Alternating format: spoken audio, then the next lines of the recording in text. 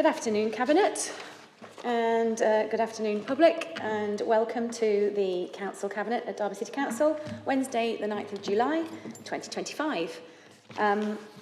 First of all, can I just go to item 1, which is apologies. Do we have any apologies, please, Alex? From Councillor Chambers, Chair. Thank you, Alex. I understand that she's at a personal funeral, a family funeral. Thank you for that. Item 2, any late items? There are none, Chair. Thank you. Item 3, receipt of petitions. Again, none. And 4, identification of urgent items to which call-in will not apply. No, Chair. Neither of the key decisions have been exempted from calling. Okay, thank you. Any declarations of interest, Cabinet? Nope. Okay, thank you very much. Then I'll go to item 6, which is the minutes of the previous meeting held on the 11th of June 2025. Are we all happy with them as a record? Thank you, Councillor Dinser and Councillor Hazelgrave. Thank you very much. Okay, as usual, item 7, recommendations from the Executive Scrutiny Board. We don't have anyone present from the Executive Scrutiny Board today to present their discussions or the recommendations, so I'll just take those as and when we go through the papers. So with that, we'll go straight on to item 8. The first key decision is food safety, food standards, animal feed and health and safety service plan 25 to 26. Councillor Khan. Thank you, Chair. This is a statutory report that we're required to produce annually, and I'm quite happy to recommend that we adopt the report. I will, of course, continue to support the food and safety team as well as the trading standards team to keep looking at ways to improve the service and our revenue where and when appropriate. So there is very little to add to it.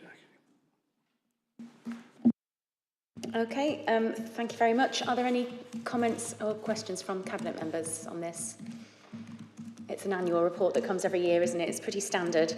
But if going to Executive Scrutiny recommendations, there's a 3-part recommendation on this, this plan, and I'll read that out. So the board received a report of the Cabinet Member for Housing, Strategic Planning and Regulatory Services. The Executive Scrutiny Board resolved to recommend that in the development of the report for 26-27, so next year, Council Cabinet asks officers to consider the following. Number 1, using the General Work Plan to formulate a costed business plan to meet the objectives of the 5 elements of the work plan.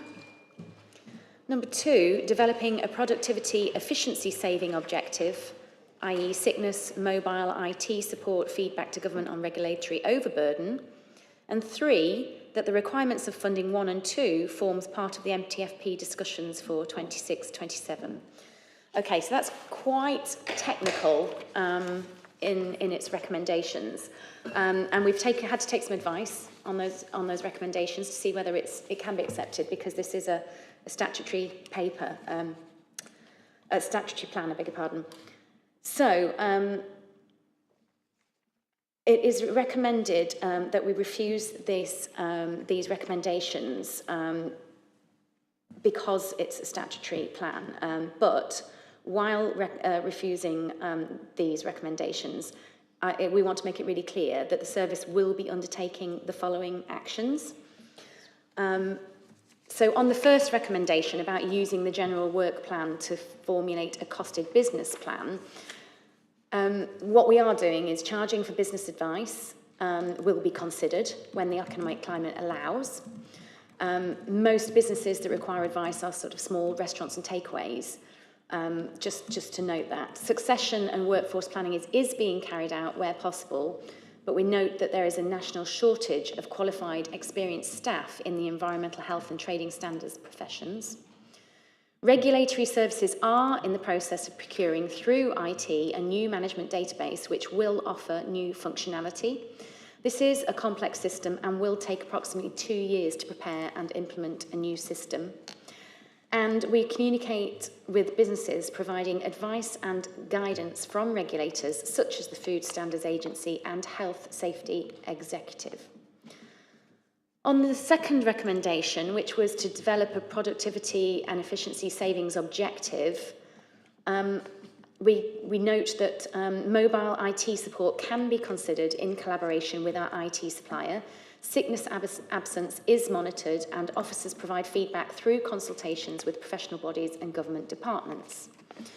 And on the third recommendation, that the first and second form parts of the M2FP discussions, I mean, at the end of the day, our Cabinet and corporate leadership team will be working over the coming months to consider the priorities for the MTFP, and the resources required for all of these teams will form a part of that process. So that is already happening. So based on that quite detailed feedback on those, what we already are proactively doing, I'm going to refuse those scrutiny board recommendations, but hopefully the minutes will note all of the positive stuff that we are doing, and I'll pass that on for the notes. There we go. Okay, if there's nothing else then on that, we'll go to the recommendations 2.1 to 2.3. Are we all in agreement? Okay, thank you very much, Cabinet.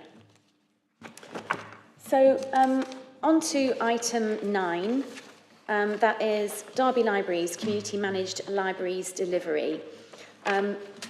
Cabinet is asked to, so I beg your pardon, I'll be introducing this paper in the absence of Councillor Chambers, who is sorry that she can't be here to do this herself.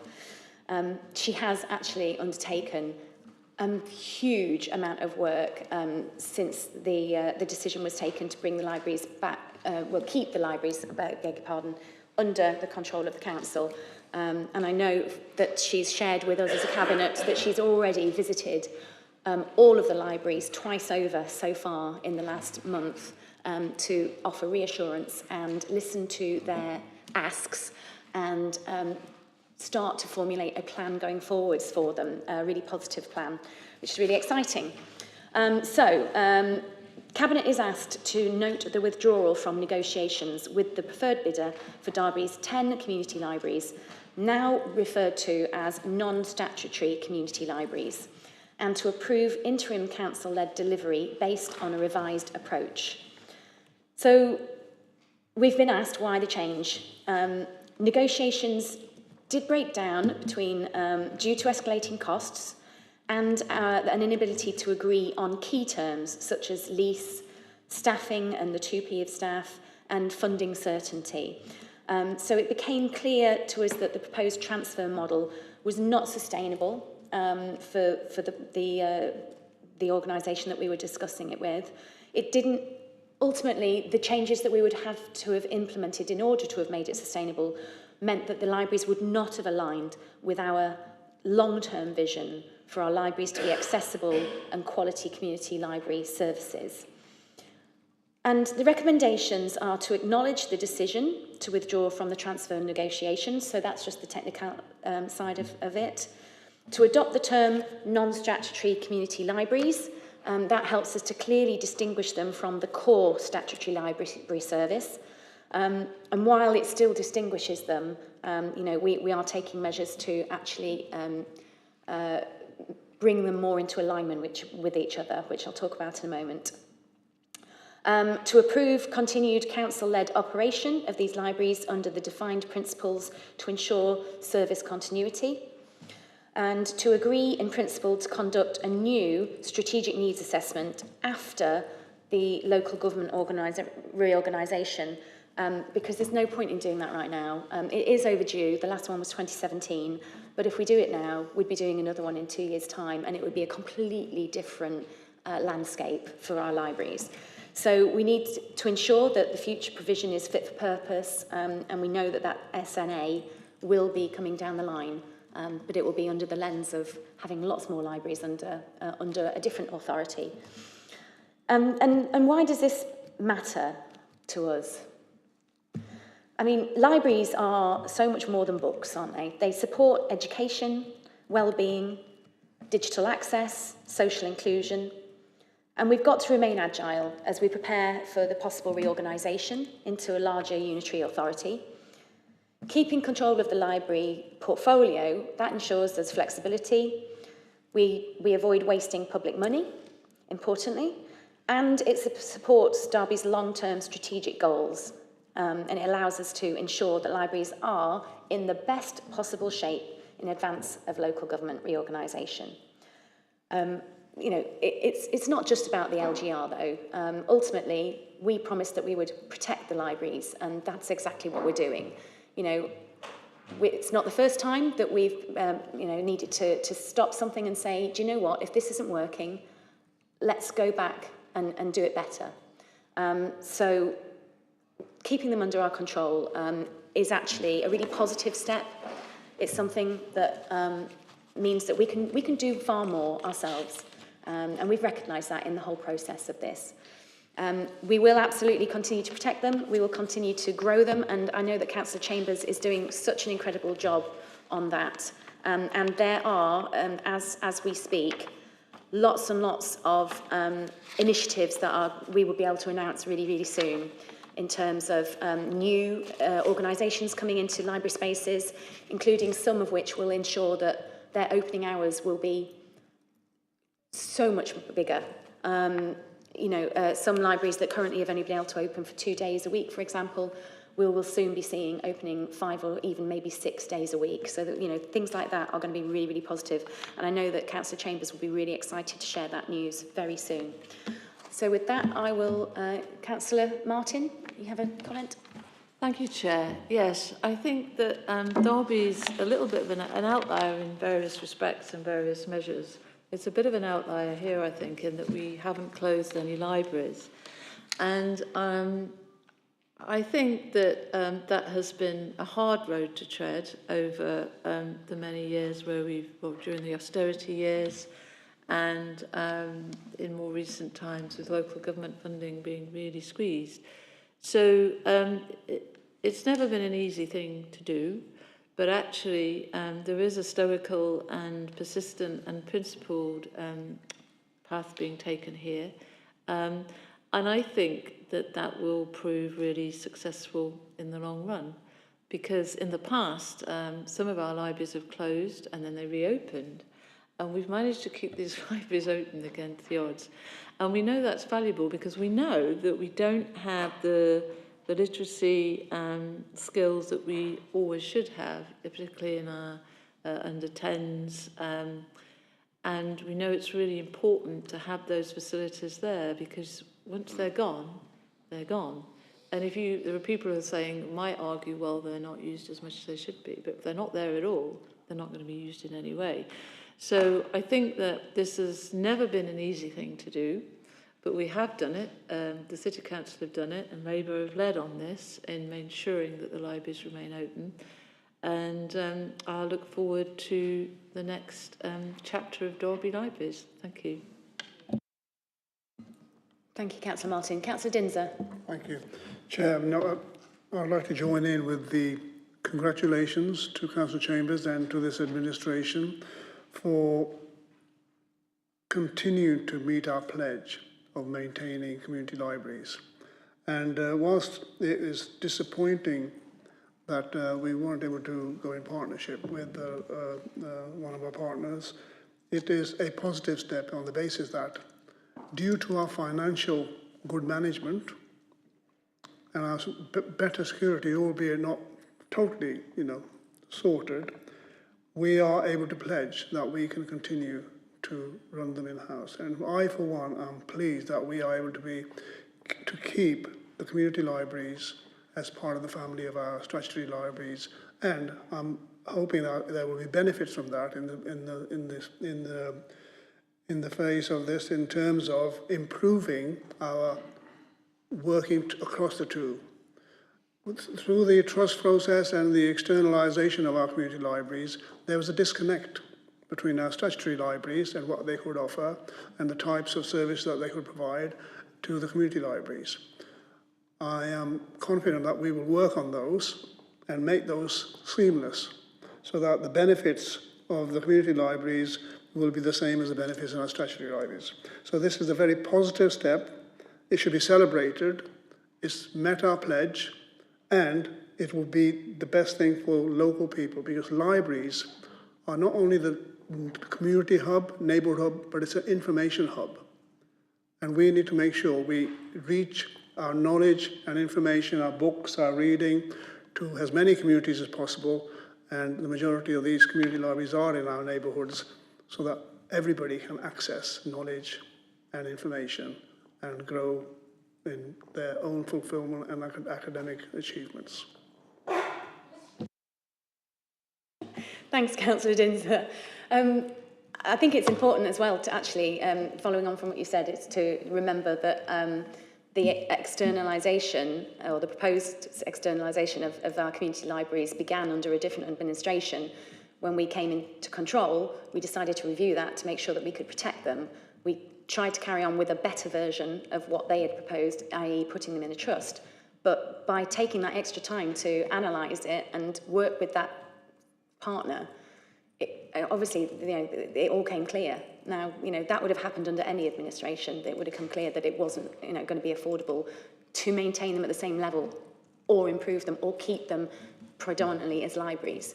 So, this shouldn't be politicised. This, this is the protection of them by keeping them to ourselves. It was Councillor Nwaha, and then Hazelgrave, and then Swan. Thank you, Chair. I'd like to pay tribute to Councillor Chambers, who for the past few months seemed to have to talk about nothing other than libraries. At some point, it almost became a joke because you knew what she was going to say even before she started speaking. But I think what we're doing today is a fulfillment of that ambition to ask ourselves what's best for residents, for volunteers, and for staff of these libraries, and to also ensure that people continue to have access to the leveling opportunities that these libraries afford residents. And speaking as a councillor for Marquardt in New Zealand, I'm very glad to see that this library will continue to be open, to remain open, not just for the regular use, but also for the proposed new opportunities. This is something that we campaigned on, something that we stood sometimes outside the rain in front of the City Council, asking that these libraries do not close. And I'm happy to say that all opportunities or all avenues have been explored to ensure that they remain open to residents, and that today we're taking the even bolder step to bring them under the council's umbrella, so that we can continue to afford residents just the huge utilities that these libraries produce. So I do support this, and again, as I said, a huge kudos for Councillor Chambers for doing as much as she could, and then ensuring that we have the results that we have today. Thank you. We'll have to tell her to watch this back so that she can appreciate all of the praise she's receiving. Councillor Hazelgrave. Chair, I think you hit the nail on the head with lots of the remarks in the opening description of this item. And I also would like to pay tribute to Councillor Chambers for her tireless efforts on something she passionately values on our behalf as well. We share that. And her taking the time to keep staff and volunteers in the loop and showing that they were part of a really valued asset to the libraries. I think over my lifetime, I've seen a massive change in what the concept of library means. It used to be somewhere where you went in, you kept really quiet, and now it's a community hub. And it's there where people can go and get books, but they can also log on if they've no computer at home and no access to the internet. They can log on and conduct business of that nature, which is really good if people are job seeking and don't have the agility to respond quickly at home, but they can get into the library and book an hour and get on with it. Just one example. It's also been something that's been really vital as a hub for connecting with people who are suffering from the effects of the cost of living crisis, getting in touch with them and supporting them. Much like the warm hubs, but also that libraries double up as warm hubs in some circumstances. So all those things make for stronger communities, and that's the important thing that we value as a party, and we are supporting, and we have come to a really good outcome, I think, in terms of what's being delivered. Thank you. Thank you, Councillor Hazelgrave. Councillor Swan. Yes, thank you. Just to, look, this is a silver lining. We've been through the trauma of whether the library should be in a trust. We've gone out to tender. I think this is the best possible outcome for the people of Derby and Derby City. And in the words of Sarah Chambers, libraries, libraries, libraries. Let's celebrate the fact that we've got a positive outcome. Thank you. Thank you. Councillor Khan. Very quickly, Chair, I'm not going to repeat what everybody said, but just to endorse it and witnessing Councillor Chambers' commitment to this firsthand when she's pumping her fists and everything. But just on the sort of basis as a community hub, in my ward, which is quite multicultural, multilingual, people don't go there just to look at books. I mean, they go to the meet friends and say, can you help me with this? Can you help that? For them, it's a mini council, if you like, to go and visit. So, okay, we lost our library wrongly so in Arboretum, and it went to Normanton, but it is an essential part of the lives of people who are not very conversant in English language. So they go there for information, for help, and for a bit of comfort from the problems that they're suffering. So it was our commitment to keep them open. I'm glad we did. And I think anybody who tried to prevent that from happening and came across Sarah Chambers would probably have regretted it. Thank you, everybody, for your comments. The Executive Scrutiny Board resolved to note the report, so that's great. And we'll go on to the recommendations, which is 2.1 to 2.4. Are we all in agreement? Marvellous. Thank you very much.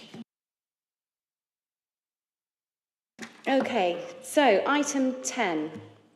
The final accounts for 24 and 25. This is the outturn report for the General Fund, the Capital Programme, Treasury Management, Housing Revenue Account, Dedicated Schools Grant and Collection Fund.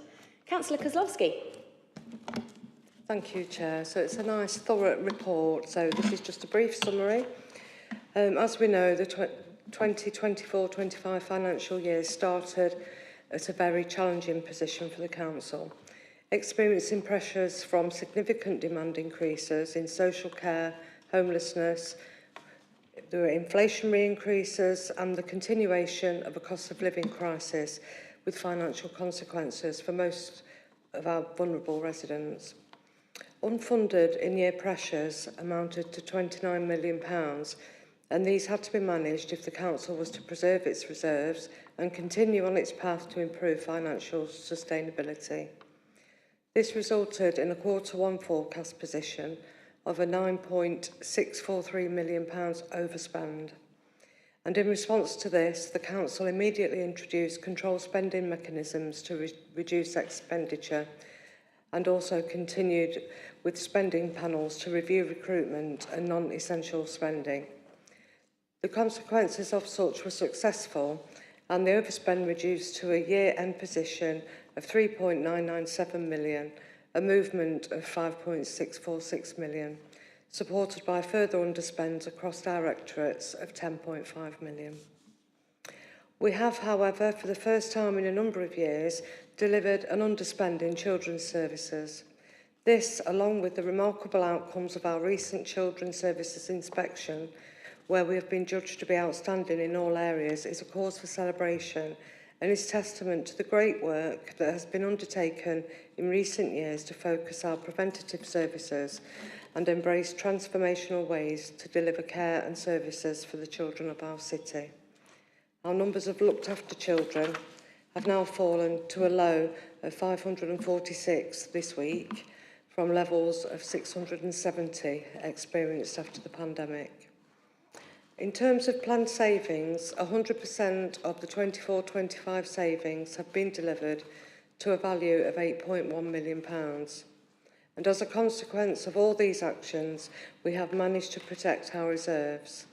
The reduction in the overspend position has meant that the drawdown from general reserves has been reduced to £493,000, leaving a general fund balance of £8.658 million, which represents 2.82% of the revenue budget, and with the planned contributions to reserves of 7.16 million over the medium term, General Fund is estimated to be £15.819 million, which is 4.5% of the net revenue budget and is in line with the Council's reserve policy for the General Fund, and that is for the balances to be within 3 and 5%, so that's looking really healthy. The housing revenue account outturned with a surplus of £6 million against a budgeted surplus of 0.784 million, and investment in our housing stock continues as planned within the HRA business plan. The dedicated schools grant greatest area of risk is the high needs block. There are well-rehearsed issues in this area, both nationally and locally. The DSG outturned with the £3.585 million deficit, which is lower than that planned, where the budget was set at an £8.621 million deficit.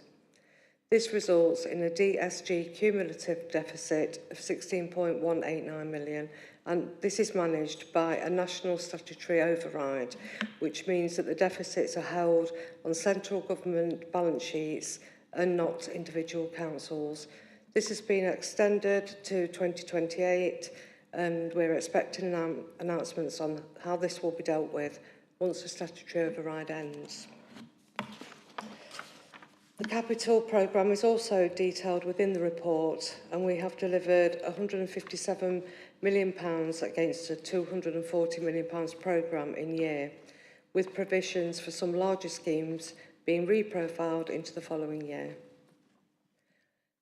We've had to work hard as a council to get to this position, and I'm grateful, as I know all the Cabinet are, grateful to all our staff who have helped us find new ways of working. I'm very pleased to see our accounts moving to a place of greater financial stability, because it puts us on a firmer footing for delivering the services that our citizens need.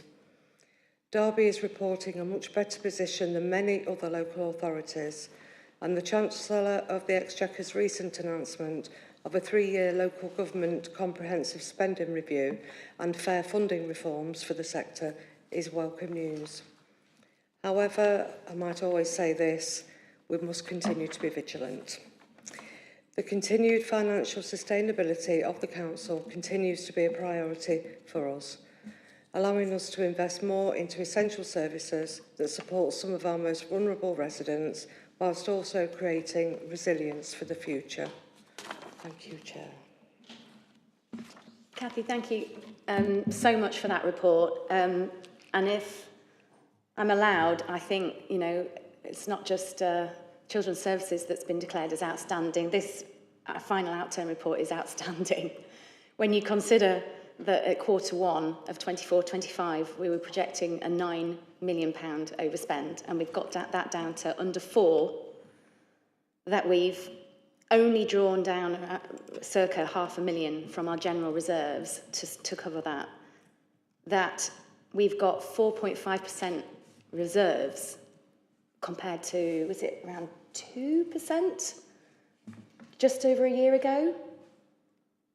It's outstanding. It's absolutely a phenomenal turnaround of fortunes and careful management and, dare I say it, as we said in our manifesto and we've pledged, responsible leadership. And then on top of that, that 100% of our savings have been achieved. Sorry, but it's absolutely remarkable. And I want to thank Alison Parkin for her leadership and guidance throughout the entire budget process throughout of last year, and your continued support, because it's been sound counsel, which we very much appreciate. I'll go to Cabinet for any comments. Councillor Heselgrave. Thank you, Chair. With your permission, I just want to add some comments that already made about the recent outcome of the ILEX inspection by Ofsted, which was outstanding in all categories. I want to pay particular congratulations to some areas of the Council that were included in the inspection but really are maybe not high profile. So, for example, the virtual school, which by definition works with children across a lot of England, Wales, and maybe sometimes Scotland, who are placed there in educational settings. And the virtual school came out in glowing terms in terms of their contribution to our looked after children and their education, their opportunities, and helping them to find clear pathways to work or further study. I think I should also mention the CareLink service, which quietly operates for 24 hours a day as a conduit for the reporting of concerns about particular children, and it provides an outstanding service. Again, the team quietly get on with their job, but are no less apart from the outstanding judgment, and play a vital part in our relentless efforts to ensure that no child is left without the prompt support or protection they need. So I thank ever so much members of CareLink who are working while we're asleep and during the day, quietly, obviously in a confined space so that conversations can't be heard by passers-by, etc. Now, whilst the Ofsted judgment has as yet had no traction from the media, and that may change, I should point out that the Director of Child Services, Andy Smith, received a personal letter of commendation for the judgment from Yvette Stanley, who is Ofsted's National Director of Regulation and Social Care. Part of her letter reads, "Your outstanding inspection outcome reflects the continued determination of yourself and your leadership team, managers and frontline staff, as well as the wider council and your safeguarding partners. You should all be proud of the sustained positive difference you have made for the children and families of Derby over time. It was particularly pleasing to read, in a city facing significant challenges through deprivation and demographic change, leaders have ensured that services for vulnerable children are responsive and effective and help combat the impact of poverty." This letter offsets the lack of interest so far by the media and in reality carries more weight for all in the service, whom I am truly privileged to work with. Turning to the GSG, there is good news throughout the section 4.7 of the report we are examining at the moment. Of particular note is the commentary at 4.710 about the high needs block outturn variance. Just to give some explanation of this, because it's quite complicated in terms of accounting, the budget set as a deficit of 8.621 million was a forecast figure established for any of the work undertaken over the past 18 months to 2 years to mitigate this figure. The final outcome of 3.585 million results from relentless work to drive down the use of placements in independent schools when placement in a local special school or indeed a local mainstream school was more appropriate. The early years outturn underspend of 1.471 million had to be used by law to offset the 5.036 million variance to arrive at that final 3.585 actual deficit. The deficit management plan is explained at 4.1713 to 15. The direction of travel is sound at Cabinet, and there will be clear year-on-year savings as a result, which will significantly eat into the forthcoming forecasted budget deficits in the high needs block, set before mitigation I mentioned was put in place. And bold and imaginative use of capital funds will also lead to future savings. I thank all officers in achieving this, saving money which can be better spent in delivering the aims of the DSG and furthering educational opportunities closer to home for our SEND and EHC planned children. Thank you very much, Councillor Hazelgrave, for that detail. I think it also points to prove that our direction of focusing on prevention is having real financial positive outcomes as well. Especially the figure that you gave us, Councillor Kozlowski, on an all-time low number of children in care of 546. You know, that's down by over 100. That just goes to show that less children in care means that we are reaching those children before they get to the crisis point of being in care, which means that we've got incredible teams working across the council in prevention and in early intervention to ensure that we don't get to that stage. And it's having a financial knock-on effect. So well done again to those teams. Thank you for that, highlighting some of those, Councillor Hazelgrave. Councillor Martin. Thank you, Chair. I just want to quickly endorse what Councillor Hazelgrave has said, and I will take this opportunity to say well done to Children's Services now that I'm fully able to do so. It is a really, as you say, a truly outstanding result and judgment, I mean, and it's really exceptional. I mean, it's worth taking a moment to reflect on that not, I don't know, I don't doubt many other councils in this country have such a result, and it's sustained because it was achieved last time of the inspection, I think it was 22.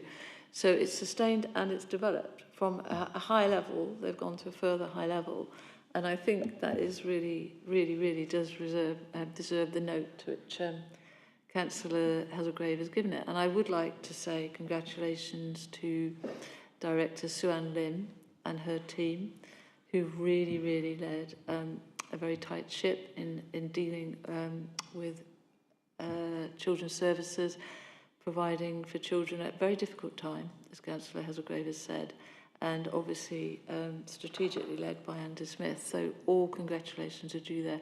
Very quickly, and I will make this very quick, Chair, because normally I'm sitting here having to report, significant overspends in adult care, adult social care. And I would just like to note that whilst there's a long way to go in terms of improving the service, and we're still very much working on that, it is of note that in this Q1 outturn, there is a slight overspend in adult social care, but it's massively down on where things were last year. And the sense of budgeting for the needs, the actual budgeting for projected needs has been much more efficient over the last year. So there was an increase of funding to adult social care. There is still a little bit of an overspend, which is due to unforeseeable factors. But what I would say is that I'd like to just recognise at this point, because of previously having to justify so many problems in that area, that the service is on the right track. Thank you. Thank you, Councillor Martin. I should point out that we're not dealing with the Q1 outturn yet, obviously, but it's great to hear that the trajectory is in the right direction. Putting it again. I'm joking. Okay, Councillor Dinser. What's the date? First of all, I mean, I'd really want to echo everybody's comment about the outstanding Ofsted inspection for Children's Services. And I'm disappointed, as Councillor Hazelgrave said, that it's not been fully recognised yet, and I'm sure people are listening to say yet in terms of celebrating this outstanding achievement for the people of Derby and our children and families. So I'm hoping that, that yet will turn into celebration publicly by our friends in the media and beyond. I just want to pick up on the outstanding work that's been done to get us to this financial position at the end of this year, and to reflect that 2 years ago, when we took control of the administration, we had a central government which was not supporting over a number of years local government in terms of understanding and being on the side of local government. We came in as an administration with a financial situation which was dire, and in terms of Councillor Crosby talking about the good work that the officers have done, particularly in Alison and her team, but I think at that time we were looking to see what more can be done in a situation where financially central government was not on our side. And there was a choice made by this administration on a recommendation from officers, and I think it's right to mention the Chief Executive and his IT lead, Andy Bramall, into saying, what more can we do to to keep this City Council in financial balance. And we, on the recommendations of officers, made a bold decision to use AI as a tool to tackle some of the balance problems we had. And that has led to now, particularly with a Labour government, which is supportive, and in the budget report, £2.9 million, which actually helped to sort of give us a better position to be in financially. The 3.9 million, which is part of the contribution into this budget balance from the AI initiative with the investment that has been put in, has been part of that process. And that's been a hard work by professional staff and leadership and the AI team and our partners from outside, to the effect that now we are going out, talking to other organisations, local authorities, of how we achieved, as a pioneer, the first local authority in the country to look at how AI and generative AI can help compensate for the lack of funding and the reduction in resources that local authorities have been facing. And I think I have to thank our officers in terms of what they did and offering a brave and pioneering solution, and for this administration to say, yes, we want to invest in this to save and to improve and make more effective, efficient services. And we've achieved that, and we are now going around the country sharing with others how we did it. I think we need to celebrate ourselves and the officers who led on this, and they're not just in the AI, it's across the organisation who have embraced this new project of AI to help balance our books. Thank you, Councillor Dinser. I would correct you ever so slightly and say that we are achieving it and we continue to, rather than it's not done and dusted. Yeah, it's not done and dusted, but yeah, there's phase 2 and plus. Okay, Councillor Nwaha, thank you. Thank you, Chair.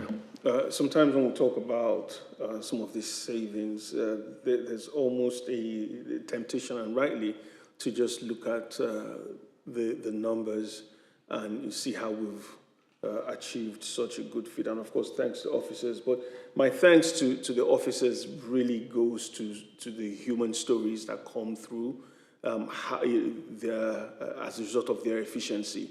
As a ward councillor, there are times residents reach out with issues around either their children or school placement, and then I've had conversations with officers, and you can see that their hearts are really in it.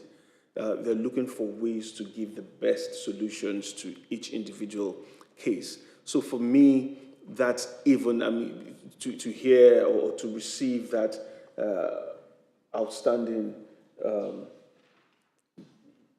from Ofsted is not a surprise, because when you work with these officers, you see that they are trying to bring the best tailor-made solutions as much as possible. So I do commend, well, first of all, Councillor Hazelgrave for your work with the team, but of course to the officers that you work with as well, to bring that personal touch. And of course, I know, being a former head master yourself, just a teacher. Just a teacher, all right. Being a former teacher yourself, it's every child seems, you see them as part of your family of pupils. But really, it's this human story more than anything that we should also celebrate, and I think the team deserves all of the accolades. Wonderful. Thank you very much, Cabinet. Opposition leaders? Oh, sorry, there aren't any opposition leaders here. So we'll go straight to executive scrutiny recommendation, which is resolved to note the report. So nothing there either, in which case we'll go to recommendations 2.1 to 2.2. Are we all in agreement? Thank you very much.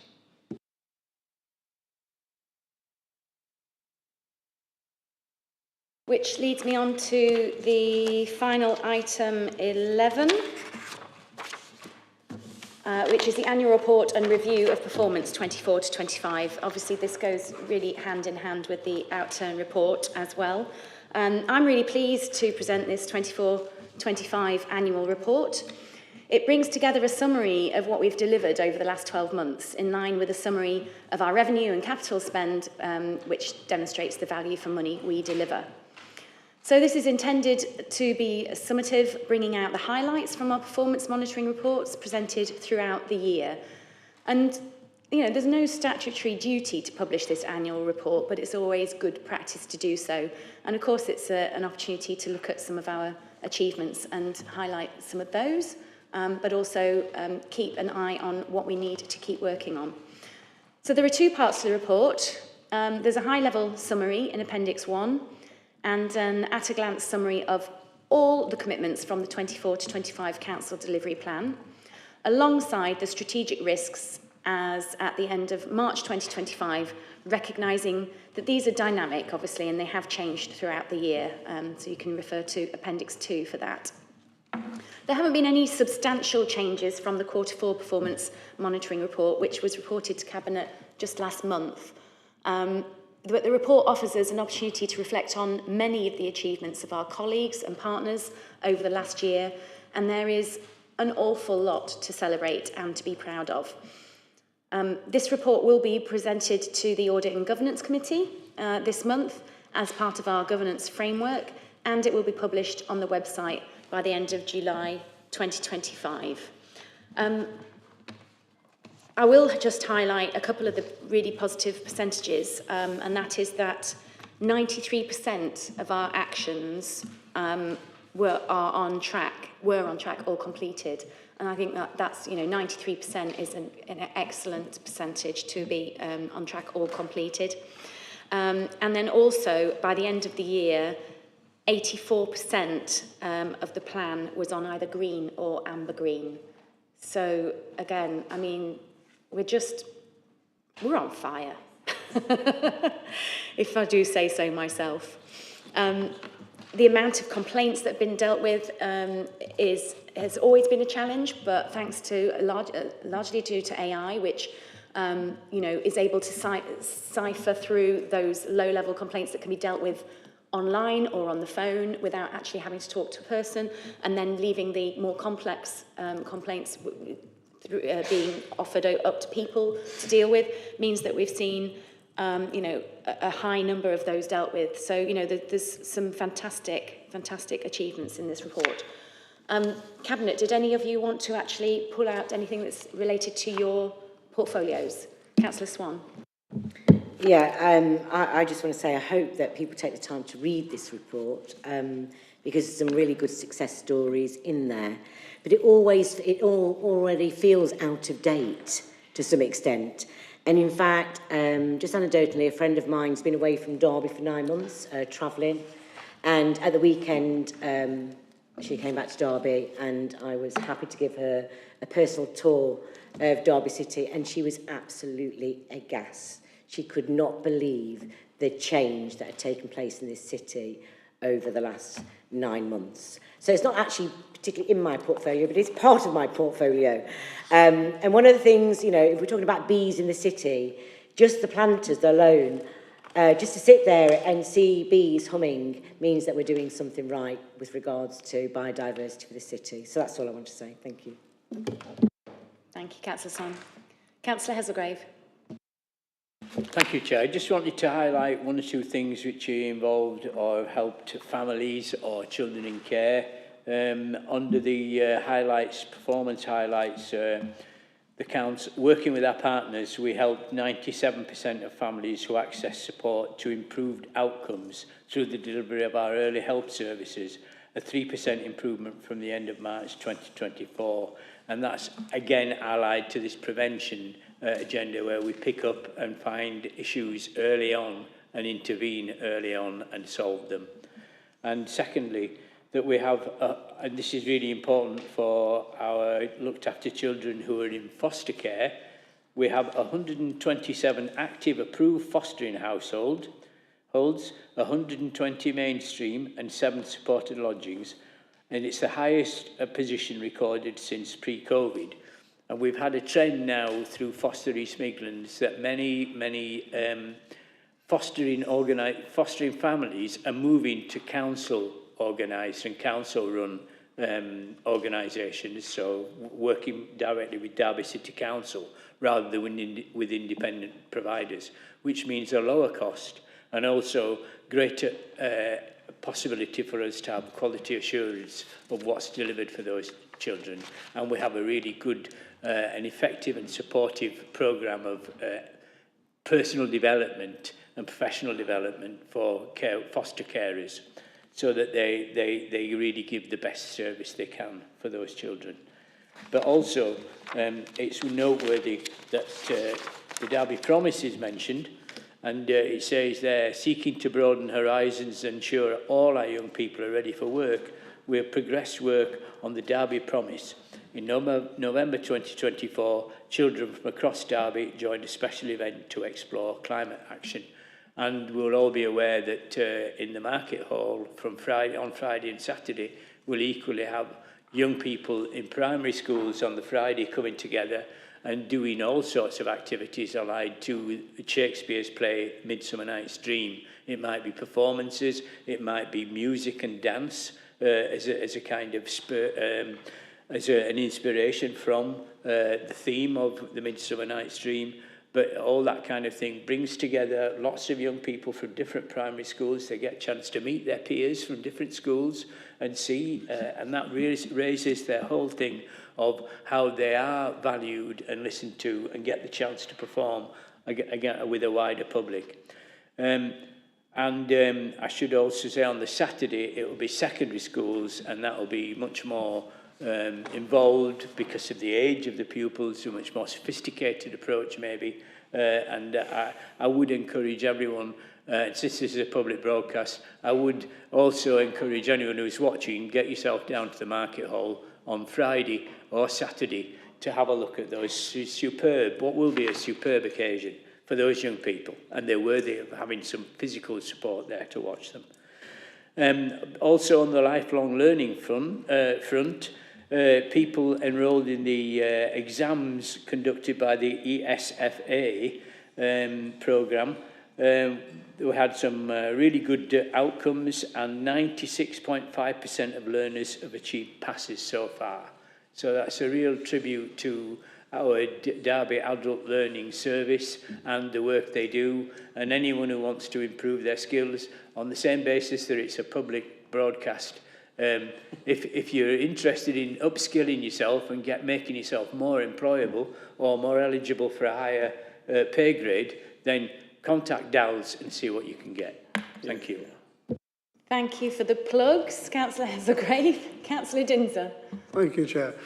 Just to enlarge on what you mentioned in terms of working smarter in Derby and using AI, it's really pleasing that we have now a 24/7 response available as a result of AI. In how many languages? Sorry? In how many languages? In 9 languages, and I think we need to, I have invited, because a couple of reporters have shown interest in our AI generated system, and they've tested them out. One from a local newspaper and one from our local radio station. And I have invited both of them to come meet and see more of it, because you can only experience so much from the outside, and correcting one aspect that it is available in 9 languages, not just one, which is one of the experiences of one of the reporters, is that, yes, it's available 24/7, 9 languages, and it provides a better service than we had before. If you think, even when we had fully funded Halcyon Days a decade or so ago, 9 to 5 is not as good as 24/7. That is a massive performance improvement, and this report recognises it, and we already know that we've improved after feedback from customers about it being robotic, simple questions, simple answers. It's moved on into a second generative approach, which is more, it still can be improved. As the Radio Derby reporter said, I didn't understand Derbyshire dialect so well. Well, it'll learn, and it will actually learn to do that, and our expert IT people will be working on doing that, but it's actually learning every time it has an experience, and now it's much more human, and it can actually interact in a much more, not a single transactional way, but in a more conversational way. And that is performance going to its limits. I love that. So instead of it trying to translate something about ducks, it's actually recognising that it's a turn of phrase. Or it's Bath and grass, not Bath and grass. Brilliant. The Derby way. Councillor Martin. Thank you, Chair. Very briefly, just to follow on from my comment about the financial situation of adult social care, which does remain an overwhelming preoccupation because it is so challenging. But nevertheless, the report on page 188, I won't read the percentage details, does set out how we are trying to deliver a good service to adults in Derby, and also to improve that service, but particularly around focus on people living more independent lives in the community, often supported, it's true, but taking people away from costly hospital and care home care and allowing them to retain their independence through supported living or what have you. And if you look at that page, you can see the number of people, and there are many actually, who are being supported in that way. And all the trend is that is an improving situation with regard to supporting people's independence. Thank you. Councillor Nwaha. Thank you, Chair. Just to quickly also thank the team for what they've done with regards to colleague well-being and launching an offer to offer bespoke well-being support.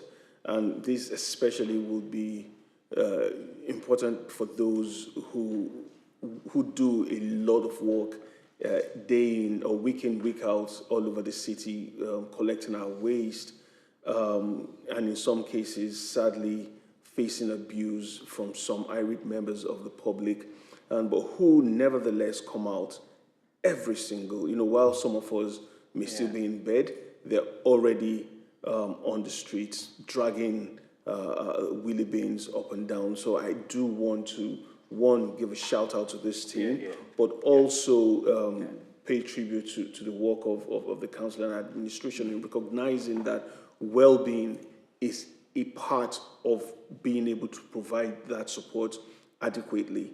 So to everyone who's in this service, but not just the waste collection, the PPOs, for instance, 6.5 people catering to over 260,000 residents in the Derby, in the city, stretching themselves to the limits to try and tackle ASB or tackle in some streets, bins on streets as well, and always sadly being put under the harshest of scrutinies, being told that they're not up to scratch. This affects how they work every day. So to everyone who works in these services, to the PPOs, to the waste collectors, to those who cut the grass, to those who look after the parks, one, I want to say a huge thank you, but also thank the council for recognizing that their well-being is important and providing this support. Thank you, Councillor Nwaha. That's really important, and I hope that our officers present in the room will take these thanks back to all the officers involved. Councillor Khan. Thank you, Chair. With Doug and Ian being here, it would be remiss of me not to mention my department and just to thank everybody for helping me in whatever form, whether it's trading standards, housings or licensing. I'd just like to say thank you to all of them. And wherever we could, we try to make savings to help with the budget. But they've done a very good job, difficult circumstances. So thank you very much to all of them. Thank you, Councillor Khan. And before I pass over to the Chief Executive, Paul, I just wanted to highlight 3 things in my portfolio, of which, I mean, there's so many that I'm proud of, but, from the really big to the really small, £30.7 million worth of investments were generated in Derby as a direct result of council interventions. 30.7 million in the last year alone is phenomenal. And you just look at how important economic growth is to our city and how important a role we play in that. And yet, it's such a budgetary-wise, we allocate so little to it. It's not a statutory service. It's just something that we choose to focus on because it's so vitally important for the regeneration and the progression and the growth of our city. And of course, to commend the work that the Mayor is doing regionally on the inclusive growth across the region, which means that our people that live here start to see the benefit of that extra money coming in and the extra jobs created, so that they are being skilled, so that we have a skilled workforce of our own, as opposed to companies coming here, investing and looking outside of Derby for that skill. There was a work ongoing to focus on upskilling our own. And then to the absolute minuscule, because it's all equally important in the whole infrastructure and in Petri dish of growth. I initiated last year a social enterprise pilot because, again, it was something that we were driving forwards, something that we as an administration felt was really important to look at social enterprise as a tool to not just growing new small businesses, but to unlocking some of the challenges that we have as a city. So helping business people to identify a challenge that we have in the city, putting them together and finding a way to create a business to resolve the challenge while still making a profit. That's what social enterprise is. And that pilot, that finished in December 24, but the work is continuing. And we're now moving on to the phase 2 of that. But in that just short 6-month pilot, 26 social enterprises were supported, of which 15 were startups. There were 8 events and workshops held, attended by 84 people. So, out of small seeds, great oak trees grow. And we recognise that sometimes it's the small interventions that we do, as well as the big ones, from helping 84 people to 30.7 million is huge. And then the final thing to really talk about is, of course, the performance venue, especially relevant as we were in the middle of the summer sessions. And I enjoyed the Human League on Friday and Simple Minds last night. I know that many thousands of people from the city have been enjoying up to 4 performances so far, but there's more to come. And to see the amount of people flooding into the building, from 5 p.m. onwards, knowing that they will have been circulating the city and enjoying, some of the people enjoying it for the first time in a long time, eating, drinking, shopping around the city before enjoying their entertainment, and then afterwards, especially on the weekend, flooding out of the venue and then going into the bars and enjoying the nightlife in Derby is just a wonderful thing to see. And we know for a fact that businesses are reporting an upturn in their their profits, in their attendance, in their footfall. So that, coupled with Market Hall, which I'm not going to fully mention because that kind of, the opening of it falls into this year, but all of the hard work was done in the year before. So all of these things that we've been working so long on, finally coming to fruition, is just, and seeing, coupled with what Councillor Swan has talked about, the beautification of our city, the greening of it, and, the care that we're taking for the in-between spaces as well. I'm just so proud that we can physically see the difference. So thank you. I'll now hand over. Hope I haven't stolen your thunder, Paul. Well, I think you all have, Chair, to be fair.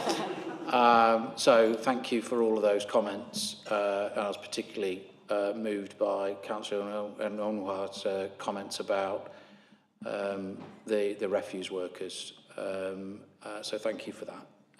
All I wanted to say as Chief Executive was just to say, obviously, a massive thank you to you as a Cabinet, but just as importantly to all the staff that work for the Council, because that's obviously who I represent. They've worked incredibly hard this year under tremendously challenging circumstances. And I will stick my neck on the block because that's what I do. It is, we are a bit of an easy target when things go bad. You can bet your bottom dollar would be on the front page of the local paper if we were in Section 114 territory or our services were inadequate. it would be nice, wouldn't it, if we were on the front page for the reasons that you've all alluded to in terms of the positivity of a council that this year, by the end of the financial year, if all goes well, we'll be putting money back into our reserves, not taking money out of our reserves. We've just achieved what only one other city in the country has achieved, which is outstanding children's social care across the board, and a service that has underspent. That is an astonishing, that's the only word I can think of, it's an astonishing achievement, and that is a tribute to a huge number of people that work for this organisation day in, day out. And as you quite rightly said, Councillor Unwar, you know, people that come to work in very unsocial hours, they do put themselves on the line, they do work incredibly hard for this city, they're incredibly proud to work for Derby City Council, and I'm incredibly proud to be the Chief Executive, and I think, you know, we can look back on a very positive year as a City Council. Of course, we don't get everything right. I'm not going to sit here and say that we're perfect, because we're not. But I think I would just ask that for all of the hard-working staff that work for this organisation, that credit is recognised and credit's due where it absolutely is, because the teams have worked really, really hard this year. Thank you, Chair. Thank you so much, Paul. Okay, so then we will, the Executive Scrutiny resolved to note the report. That is that. And we just move to the recommendation 2.1 to note the annual report and annual review of performance. Thank you very much. It's great to sit in such a positive Cabinet meeting and for us all to be able to celebrate all of the good work that we've done collectively as a council. So thank you very much, Cabinet. Thank you, officers, for your attendance. Thank you, press. Good afternoon.